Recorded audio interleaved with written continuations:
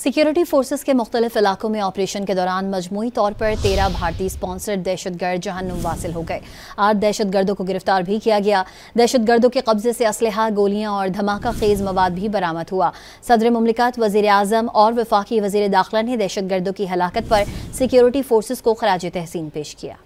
Security forces की भारतीय sponsored दहशतगर्दों के खिलाफ कामयाब कार्रवाइयाँ। मजमूई तौर पर 13 दहशतगर्द हलाक कर दिए गए और 8 को गिरफ्तार कर लिया गया। पाक फौज के शोबा ताल्लुकात आम्मा ISPR के मुताबिक मालाकंड में सिक्योरिटी फोर्सेस ने खुफिया तलात पर ऑपरेशन करके 9 दहशतगर्दों को जहन्नुम वासिल किया।